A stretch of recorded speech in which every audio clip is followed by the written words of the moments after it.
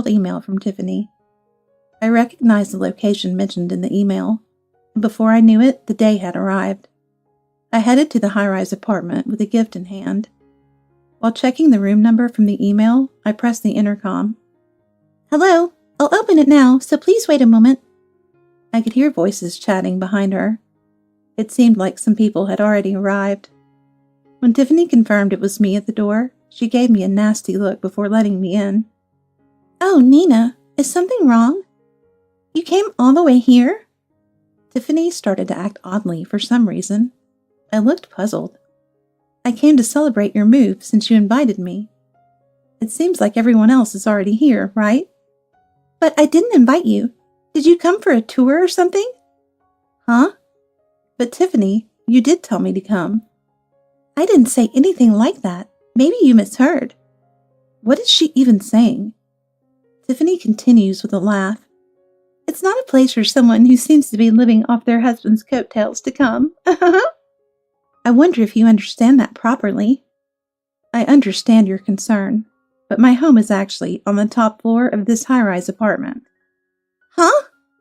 Unable to tolerate it anymore, I retorted sharply. Tiffany's expression froze at my sudden revelation. I realized something when I received the housewarming email. Perhaps Tiffany doesn't understand. The truth is, I have 2 places to live. One is the detached house where I always live with Kevin. Although it's far from the daycare, it has excellent transportation access to the office, so it's the main residence for us. On the other hand, this high-rise apartment is a place I prepared for relaxation. As you work for many years, your job becomes more complex, and the responsibilities become heavier. Being in such a situation for a long time inevitably makes you tired. So on weekends, I would move to the high-rise apartment and spend some leisurely time there. Of course, Kevin and Micah also have access to this room. It's very quiet and calming, so I liked it. The detached house is a bit far from the daycare, so when I don't have work, I sometimes go pick up the children from the high-rise apartment. "That's a lie. Because you're poor, Nina. Where does all that money come from?" "I never said I was poor." "I can tell from your belongings and stuff like that. You always dress so tacky and use cheap stuff all the time." "That's because I manage my money wisely with balance. I haven't been wasteful at all. I spend money where it counts, so I was able to afford the high-rise apartment." Seemingly frustrated by being rebutted, Tiffany bit her lip. "But isn't it tough living here? I've never seen you in this high-rise apartment before." "That's because I use the elevator. Your apartment is on the 2nd floor, so you take the stairs, right? I'm on the top floor, so I use the elevator." Once again, she couldn't come up with a retort and fell silent. At that moment, someone approached from behind me. "Hey, Tiffany, are you here?" Taylor, why are you here? Were you supposed to be at work today?" The person there was Tiffany's husband, Taylor. Seeing Taylor return suddenly, Tiffany looked flustered with wide eyes. "I was at work, but came back suddenly. Can you explain what this is about?" Saying so, Taylor handed over a document. It was a loan agreement. Tiffany's face turned pale in an instant. "Did you have debt? And it's for $10,000? What on earth did you spend it on?" Taylor yelled loudly. Even so, Tiffany remained silent. "Could it be that the recent increase in coats and brand-name items is because of that? I thought it was strange that there were more brand-name items, even though you're not working." "An increase in brand-name items? Wasn't that bought by your husband?" I couldn't help but interject. Taylor looked bewildered. Turns out, all the branded items Tiffany boasted about were actually bought by herself. It seems she even went as far as borrowing money to maintain the facade of her husband buying them. When I think about Tiffany's self-aggrandizing behavior, it seems so hollow. I became a target for this reason.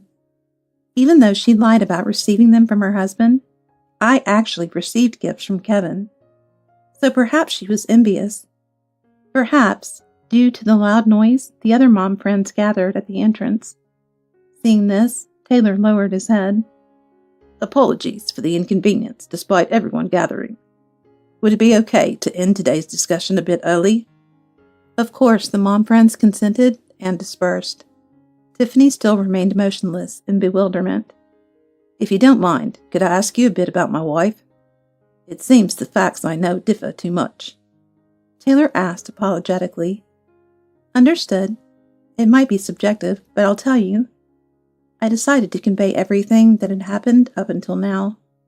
While I was speaking, Tiffany remained silent with her head down.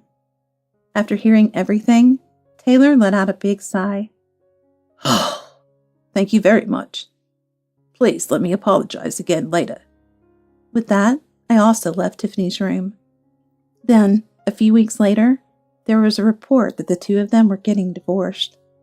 Taylor seemed shocked by her attempt to raise his own status, even if it meant borrowing money. It seems he doesn't want to see her face anymore and is only communicating through lawyers. Tiffany is staying quiet without any argument. Perhaps she gave up on everything since everything was exposed. The promissory note that was discovered at that time stated $10,000.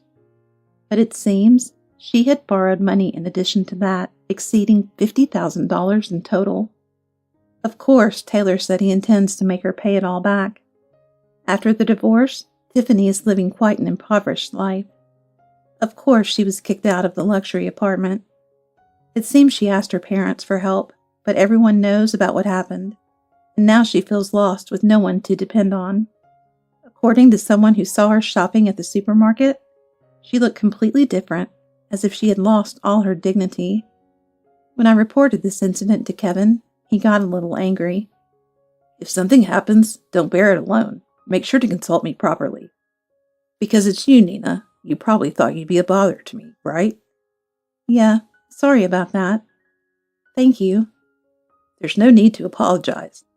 I'm sure it's been tough for you in various ways. Here, this is a present."